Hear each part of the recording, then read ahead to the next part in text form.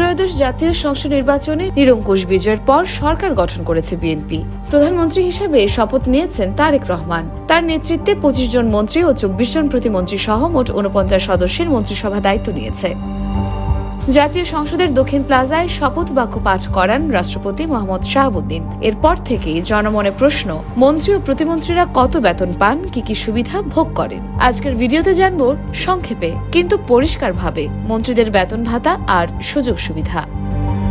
আইন অনুযায়ী একজন মন্ত্রী পান মাসে ১,০৫,০০০ টাকা আর একজন প্রতিমন্ত্রী প্রতি মাসে পান ৯২,০০০ টাকা। অন্যদিকে প্রধানমন্ত্রী পান মাসিক বেতন ১,১৫,০০০ টাকা, বাড়ি ভাড়া আর ভাতা ১,০০,০০০ টাকা। মন্ত্রী ও প্রতিমন্ত্রীরা সরকারি ব্যয় সুসজ্জিত বাসভবন পান, ভাড়া দিতে হয় না। যদি সরকারি বাড়িতে না থাকেন তাহলে মন্ত্রী পাবেন ৮০,০০০ টাকা, প্রতিমন্ত্রী পাবেন ৭০,০০০ টাকা বাড়ি ভাড়া ভাতা। এছাড়া বিদ্যুৎ, গ্যাস, পানি, টেলিফোনের বিল সরকার বহন করবে।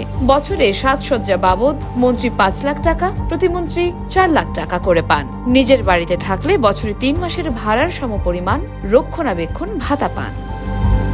এবার আসি গাড়ি ভ্রমণের বিষয়ে। সরকারি গাড়ি প্রতিদিন ১৮ লিটার জ্বালানি সুবিধা, নির্বাচনী এলাকায় ভ্রমণে জিপ সুবিধা, দেশের ভেতরে সফরে প্রতিদিনকার ভাতা ২,০০০ টাকা, বিমান ভ্রমণে বছরে ১০ লাখ টাকার বীমা সুবিধা। মন্ত্রী বা প্রতিমন্ত্রী অসুস্থ হলে চিকিৎসার সম্পূর্ণ ব্যয় বহন করবে সরকার। আইনে খরচের কোনো সীমা নির্ধারণ নেই। একজন মন্ত্রী প্রতি মাসে ১০,০০০ টাকা আপ্যায়ন ভাতা পান আর একজন প্রতিমন্ত্রী মাসে পান ৭,৫০০ টাকা আপ্যায়ন ভাতা। এবার আসি মন্ত্রী প্রতিমন্ত্রীদের সহায়ক কর্মকর্তার হিসেবে।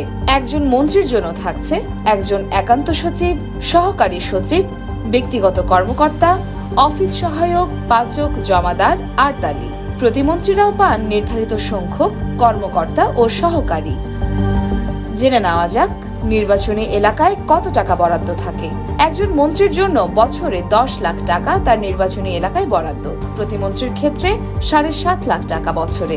এই টাকা দিয়ে মসজিদ, মন্দির বা দাতব্য কাজে সহায়তা করা যায়। নির্দিষ্ট সীমা পর্যন্ত ব্যক্তি সহায়তাও দেওয়া যায়। সব মিলিয়ে মন্ত্রী প্রতিমন্ত্রীর শুধু বেতনই নয়, বাড়ি, গাড়ি, ভ্রমণ, চিকিৎসা, আপ্যায়ন ও উন্নয়ন তহবিল সহ বিস্তৃত সুযোগ সুবিধা ভোগ করেন। আপনার কি মতামত? এই সুবিধাগুলো কি যথাযথ নাকি পুনর্বিবেচনা প্রয়োজন? ইয়োর মাশায়ের জাহান, দেশকাল নিউজ।